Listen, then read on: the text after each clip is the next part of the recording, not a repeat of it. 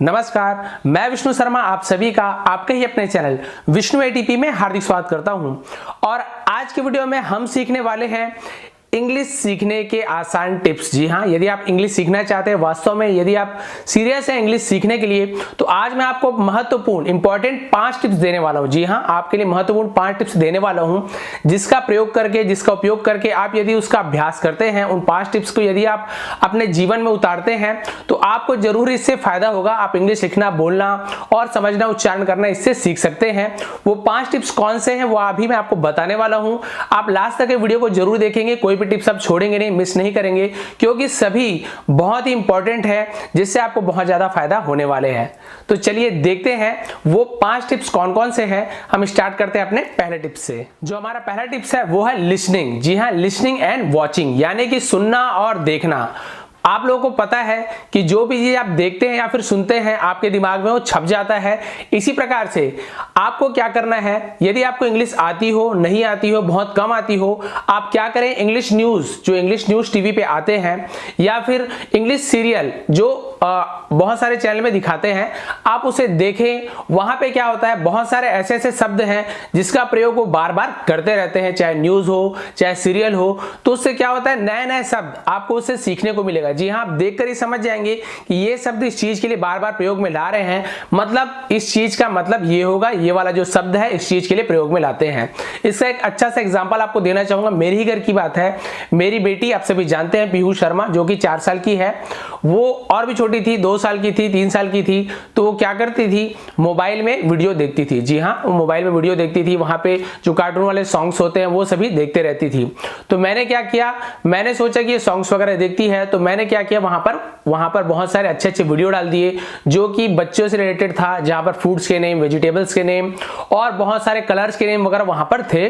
तो मैंने बचपन से ही मोबाइल देखती थी बहुत कम समय के लिए, लेकिन जब भी देखती थी मैं वहां पर वो वीडियो जो है स्टार्ट कर देता था, दूर से दिखाता था उसको, या फिर टीवी में अटैच करके दिखा देता था। तो उससे होता क्या था, वो वहां पर मैंने उसे कुछ नहीं सिखाया था उस समय, वो केवल वहां पर चित्र को देखती थी। जैसे कि मान लो फ्रूट्स के नेम है, वहां पर बनाना बताता था, तो बनाना का फोटो वहां पर आता था और वहां पर प्रोनाउंस करते थे, उच्चारण करते थे कि बनाना, और सामने वहां पर फोटो आता था बनाना का। उसी प्रकार से वहां बोलते थे कोकोनट, तो वहां पर नारियल का चित्र आता था। इसी प्रकार से बोलते थे पपाया, तो पपीता का चित्र आता था। इस प्रकार से फ्रूट्स के नेम, वेजिटेबल्स के नेम, जैसे वेजिटेबल में पटेटो बोल दिए तो वहां पर आलू का चित्र आता था, पटेटो बोलते थे। फिर वहां पर बोले ब्रिंजल, तो वहां पर बैगन का चित्र आ गया, ब्रिंजल बोले। वहां पर गार्लिक बोले, लहसुन का चित्र आ गया। इस प्रकार से होता क्या था, वहां पर बोलते जाते थे और चित्र दिखाते आते थे। तो बच्चे के माइंड में वो चीज बैठ गया कि हाँ, ये चित्र दिखा रहा है और यहाँ पर ये उच्चारण कर रहे हैं, तो इसका मतलब ये होगा। तो बाद में क्या हुआ, जब वो नर्सरी क्लास में जब एडमिशन कराया उसके हमने, तो वो पहले से ही जब उसे फ्रूट्स का नाम वगैरह दिखाते थे या दीवार पर कहीं पे बना हुआ होता था, वो फ्रूट्स को देखकर ही उसका नाम बता देती थी। जबकि मैंने उसे पहले नहीं सिखाया था, मैं इतना सीरियस होकर उसे नहीं सिखाया था, केवल वहां पर उसके एप्लीकेशन वगैरह मोबाइल पे डाल दिए थे, वीडियो वगैरह डाल दिए थे। वो अभी भी कोई से भी कलर पूछोगे वो अच्छे से कलर बता देती है, ब्लू, वायलेट सभी को अच्छे से जानती है। वो इस प्रकार के वीडियो देखती थी। तो देख देख कर उसे क्या हुआ, वो जो वस्तु है, वो जो सामान है, वो जो कलर है, वो जो चीज है, फल है, सब्जी है, जानवर है, उसे देखकर उसका नाम सीख गई थी। तो देखने और सुनने बस से ही वो इतना कुछ जान गई उतने छोटे से उम्र में। तो आप यदि अभी से स्टार्ट करते हैं न्यूज चैनल देखने के लिए या फिर कोई सीरियल, तो वहां पर कुछ कुछ चीज, नए नए शब्द या फिर जो आप नहीं जानते हैं, बार बार उच्चारण करते रहते हैं, वहां पर बार बार बोलते रहते हैं, उससे आपको आसानी से नए नए शब्द सीखने को मिलेगा और आपका जो शब्द भंडार है वो बढ़ेगा। ये तो रही हमारी पहला जो टिप्स था वो। अब देखते हैं हमारी दूसरी टिप्स कौन सी है। हमारी दूसरी टिप्स है रीडिंग। ये बहुत ही महत्वपूर्ण है, आपके लिए बहुत ही काम आने वाला है। रीडिंग यानी पढ़ना। अब आप बोलेंगे सर हमें तो पढ़ना आता ही नहीं है इंग्लिश, तो हम कैसे पढ़ें। आप लोग इंग्लिश बचपन से कुछ ना कुछ थोड़ा बहुत तो क्लास में पढ़े होंगे, द, दिस, अ, ये सभी का उच्चारण तो आपको आता ही है। नहीं भी आता है तो कोई बात नहीं, उसके लिए अलग से वीडियो बना दूंगा।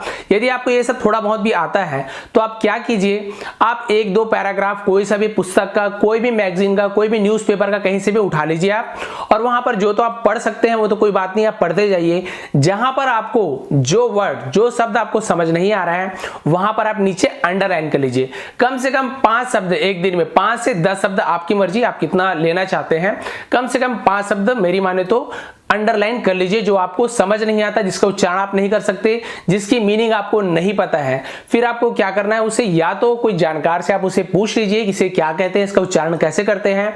यदि आप किसी की सहायता नहीं लेना चाहते तो आप मोबाइल तो यूज करते ही हैं, आप गूगल में जाएंगे, वहां पर स्पेलिंग को देखेंगे जो आपने नोट करके रखा हुआ है, अंडरलाइन किया हुआ है, या फिर आप उसे कॉपी में नोट कर लेंगे, उसे आप वहां पर लिखेंगे। तो आप देखेंगे वहां पर सर्च करेंगे, गूगल ट्रांसलेट में जब डालेंगे आप गूगल में, तो वहां पर बगल में वहां पर वॉइस का एक निशान रहता है, वहां पर आप देखेंगे बगल में आइकॉन बना रहता है माइक का, वहां पर आप टच करेंगे स्पीकर को, तो उसका उच्चारण के साथ उसका मतलब भी बताते हैं, बगल में उसका मीनिंग लिखा होगा। जैसे कि मान लीजिए प्ले, बहुत ही सिंपल एग्जाम्पल बता रहा हूं, मान लीजिए आपने लिखा PLAY प्ले, तो वहां पर प्ले का मतलब खेलना लिखा हुआ आएगा, और यदि आप उच्चारण नहीं कर पा रहे, प्रोनाउंस नहीं कर पा रहे हैं, तो आप स्पीकर को छुएंगे तो वहां पर वो बोलेगा या फिर बोलेगी प्ले, तो इससे आपको उच्चारण करना भी आ जाएगा और जो शब्द है उसकी मीनिंग भी आ जाएगा। फिर आप उसे क्या करेंगे, जो आपने अंडरलाइन लगाया था या फिर नोटबुक में लिखा था उसके सामने उसका उच्चारण को आप हिंदी में लिख लीजिए प्ले, और उसका मतलब खेलना। इस प्रकार से आप लिखते जाइए, रोज कम से कम आधा घंटा 1 घंटा भी आप यदि इस प्रकार से करते हैं, नए नए शब्दों को 5-5 शब्दों को भी यदि आप नए शब्दों को यदि आप लिखते हैं, तो इससे क्या होगा, आपका शब्द भंडार बढ़ेगा। अगली बार जब भी आप पढ़ेंगे वो सभी शब्दों को तो आप आराम से पढ़ सकते हैं। क्यों? क्योंकि आपको उसकी मीनिंग पता है, आपने उसके बारे में सर्च किया है, आपने लिख कर रखा है, आप रात को एक बार और रिवीजन कर लेंगे। उसके बाद जब भी वो शब्द, चाहे वो पुस्तक में, चाहे कहीं भी टीवी में लिखा हुआ आपको दिखता है, कहीं भी बोर्ड में लिखा हुआ दिखता है, तो आप तुरंत देखते ही समझ जाएंगे, अच्छा है प्ले, इसका मतलब तो होता है खेलना। आप बोल भी सकते हैं, आप उसका उच्चारण भी कर सकते हैं, उसका मतलब भी आपको पता होगा। इस प्रकार से आपको नए नए शब्द रोज केवल 5 शब्द या 10, आपकी जो मर्जी, आप जितना सक्षम हो, आपको जितनी मर्जी आपको अच्छा लगता है आप लिखिए, अंडरलाइन कीजिए, इससे आपको बहुत ज्यादा फायदा होने वाला है। ये तो आप जरूर करेंगे, बहुत ही अच्छा ट्रिक है, मैं भी ऐसे ही करता था। इसके बाद तीसरी जो हमारी टिप्स है वो है ग्रामर। जी हाँ, इंग्लिश ग्रामर, जिसमें कि टेंस भी सम्मिलित है। तो मैं तो अपने वीडियो में इंग्लिश ग्रामर, टेंस और बहुत सारे चैनल है, बहुत सारे गूगल में आपको बहुत सारे ग्रामर सिखाने वाले मिल जाएंगे आपको, वहां पर चाहे बुक्स अवेलेबल हैं, आप उससे सीख सकते हैं। और मैं तो अपने चैनल में, आप जानते ही हैं, टेंस में आपको सिखा ही रहा हूं, क्योंकि टेंस एक ऐसा माध्यम है जिससे आप इंग्लिश बोलना आसानी से सीख सकते हैं। क्योंकि जो भी आप बात करते हैं किसी ना किसी टेंस में तो होता ही है, और ज्यादातर आप यदि बात करना चाहें तो टेंस के माध्यम से आप बात कर सकते हैं। वो तो मैं अपने जो मेरे चैनल है इसमें आप जानते ही हैं, मैं टेंस में सिखाते ही रहता हूं। यदि आप नहीं जानते तो प्लेलिस्ट में जाएंगे, टेंस के वहां पर प्लेलिस्ट बना हुआ है, वहां पर मैंने जो भी बना के रखा हुआ है आपके लिए अवेलेबल है। तो टेंस सीखना आपके लिए जरूरी है, टेंस और ग्रामर जो कि मैं तो आपको सिखा ही रहा हूं, तो आप उसे भी सीखें, वो भी बहुत आपके लिए फायदेमंद है। क्योंकि यदि आप सही ग्रामर जानेंगे, सही टेंस का यूज करेंगे, तो आप अच्छी और सही इंग्लिश बोल पाएंगे। अब देखते हैं हमारी चौथी टिप्स कौन सी है। हमारी चौथी टिप्स है अपने आप से बात करना। जी हाँ, यहां पर अपने आप से बात करना है ना, कहीं भी आप भीड़ में अपने आप से बात करना स्टार्ट ना कर दे, क्योंकि हो सकता है लोग गलत समझे। लेकिन आपको लोगों की बात नहीं सोचनी है, लोग तो कुछ भी सोचते हैं, आपको अपना काम करना है। जी हाँ, आप अपने घर में, जैसे रूम में हैं आप, या फिर कहीं अकेले हैं, तो आप या फिर मिरर के सामने, आईने के सामने, आप इंग्लिश का जो भी शब्द आप बोलना चाहते हैं, जितनी भी गलत, टूटी फूटी, जैसी भी आपको आती हो या आप जो सीखे हो, उसे आप अपने से ही बोल के देखें, आईने में बोल के देखें, या फिर आप अपने मन में ही सोच के देखें, अपने आप से ही बात करके देखें कि यदि मैं ऐसे पूछता हूं कि व्हाट इज योर नेम, तो मैं उसका आंसर क्या दूंगा, माय नेम इज दूंगा कि आई एम दूंगा। तो आपने जो सीखा है, जितना जानते हैं, आप अपने से बात करके देखिए, अपने से ही आप क्वेश्चन पूछिए, अपने से आप आंसर दीजिए, और आप सोचिए कि यदि कोई मुझसे ये पूछता है ये सवाल, तो इसका आंसर मैं क्या दूंगा। और आप बोल बोल के देखिए, आप उसे जोर से बोलिए, जितने ज्यादा आप बोलेंगे, अच्छे से बोलेंगे, तो उससे क्या होगा, आपका उच्चारण भी अच्छा होगा और आप बोलते समय झिझकेंगे नहीं। अपने से ही प्रैक्टिस पहले कीजिए, उसके बाद अगला जो टिप्स है मैं आपको बताने वाला हूं, तो आप अपने से बार बार वहां पर प्रैक्टिस करते रहेंगे। अपने से बात कीजिए, अपने आप से सोचिए, अपने आप को क्वेश्चन पूछिए, अपने को ही आप आंसर दीजिए। इससे क्या होगा, आपको इंग्लिश बोलने की जो झिझक होती है वो धीरे धीरे इससे दूर होने लगेगा। इंग्लिश रीडिंग में मैं आपको एक बात बताना भूल गया था, जो कि बहुत ही महत्वपूर्ण है, मुझे भी अचानक से याद आया, तो आपको बताता हूं। आप जब भी इंग्लिश पढ़ेंगे, मान लीजिए लंबा वर्ड है, आपको पढ़ना भी आता है या थोड़ा थोड़ा आप तोड़ तोड़ के पढ़ते हैं, तो आपको क्या करना है, सबसे शुरुआती दौर पे आपको उसे एक एक करके पढ़ना है। जी हाँ, एक एक तोड़ के।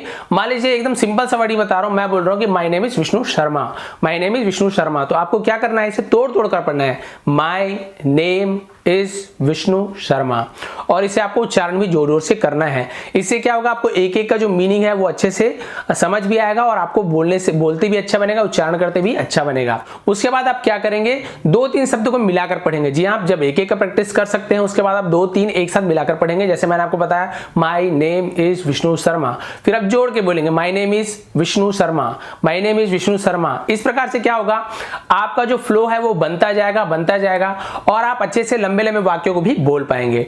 अब हम देखते हैं, जो मैंने बताया था आपको अंतिम टिप्स, जो 5वीं टिप्स है हमारी, वो है लोगों के सामने बात करना। जी हाँ, आपके दोस्त हो, आपके परिवार के लोग हो, आपके बच्चे हो, आपके सहपाठी कोई भी हो, साथ में स्कूल में हो, बाहर हो, कहीं भी आप मिलते हैं तो आपको इंग्लिश अच्छे से नहीं आती, कोई बात नहीं, कम से कम आप एक दो उसके जो शब्द हैं वो तो जानते हैं, नहीं भी जानते, गलत भी जानते, कोई बात नहीं, लेकिन आप बोलने की कोशिश करें। हो सकता है सामने वाले आपका मजाक उड़ाए, हो सकता है बोले कि बहुत ज्यादा इंग्लिश से बात कर रहे हैं, इंग्लिश झाड़ रहा है, ये सभी बात आप सुनने को मिलेगा। हो सकता है आप भी किसी का ऐसे मजाक उड़ाते हो, कोई बात नहीं, मजाक किसी का नहीं उड़ाना चाहिए, क्योंकि हो सकता है आपके ऊपर भी बाद में ऐसा हो। तो इससे आपको डरना नहीं है, बोलने वाले बोलते रहते हैं, आपको प्रैक्टिस करते रहनी है। यदि आपसे कोई कुछ पूछ रहा है तो आप कोशिश कीजिए कि पूरा, कम से कम पूरा इंग्लिश में नहीं तो थोड़ी सी इंग्लिश में आप उससे बात करें। जैसे किसी ने आपसे पूछा कि आप कैसे हैं, तो आप उसे मैं ठीक हूं की जगह आप बोल सकते हैं आई एम फाइन। उसके बाद यदि कोई पूछते हैं कि आपका दिन कैसे गया, या आप किसी से पूछते हैं कि आप कैसे हो, तो आप पूछ सकते हैं कि हाउ आर यू, आप कैसे हैं। इसी प्रकार से यदि और कोई भी आपसे किसी प्रकार के क्वेश्चन पूछते हैं हिंदी में, तो आप कोशिश करें कि कम से कम 1-2 शब्द, 1-2 लाइन तो इंग्लिश में बोले जो आपने सीखा है। तो आप कम से कम बोलते रहेंगे, प्रैक्टिस आपकी होती रहेगी, तो आपको बाद में जो झिझक है वो धीरे धीरे दूर होते जाएगा और आप अच्छे से बोलना सीख जाएंगे। शुरुआत तो आपको नीचे से करना पड़ेगा, स्टार्टिंग आपको यहीं से करना पड़ेगा। आप घर में भी छोटी छोटी बात बोलते हैं, जैसे बच्चों को ही बैठ जाओ बोल रहे हैं तो आप उसे बोलेंगे सिट डाउन। उसे आप बोलेंगे कि कपड़ा पहन लो तो वियर योर क्लॉथ। अब ब्रश कर लो तो वहां पर आप बोलेंगे कि क्लीन योर टीथ, या फिर वहां पर आप बोलेंगे कि अपने दांत साफ कर लो, या नहा लो तो टेक अ बाथ। तो ये सभी जो शब्द है मैंने आपको बहुत सारे इससे पहले जो लेसन पढ़ाए हैं वहां पर मैंने आपको दिए हुए हैं। तो आप कोशिश करेंगे कि इंग्लिश के जो शब्द हैं, वाक्य आप छोटे छोटे कम से कम बोलने का प्रयास करें सामने वाले से, आपकी झिझक इससे अवश्य ही दूर होगी। तो ये थी वो 5 महत्वपूर्ण टिप्स। यदि आप लर्नर है, स्टार्टिंग है, आप स्टार्ट कर रहे हैं अभी इंग्लिश सीखने की, आपको थोड़ा बहुत इंग्लिश आता भी है, लेकिन यदि आप अच्छे से नहीं बोल पाते हैं, अच्छे से नहीं पढ़ पाते, बहुत सारा आपका शब्द जो भंडार है, आपके पास जो शब्द है वो आप बहुत कम जानते हैं कि हम यहाँ पर क्या यूज करें, इसका मतलब क्या होता है, तो मैंने आपको ट्रिक बताई है, अंडरलाइन करने वाला, गूगल से देखने वाला, या फिर आप मीनिंग वाली बुक ले सकते हैं, डिक्शनरी लिख सकते हैं, वहां से आप देखकर उसका मीनिंग लिख सकते हैं, जो कि हमेशा डेली यूज होते रहता है। अगला जो वीडियो बनाऊंगा उसमें मैं आपको बताऊंगा कि ऐसे कौन कौन से महत्वपूर्ण शब्द हैं जिसका उपयोग ज्यादातर, चाहे पुस्तक हो, चाहे किसी की बात करने में हो, चाहे टीवी में हो, मूवी में हो, वो जो शब्द होते हैं वो हमेशा ही यूज में आते हैं। ऐसे महत्वपूर्ण कम से कम 30 से 50 में आप लोगों के लेके आऊंगा जो कि हमेशा उपयोग में आते हैं।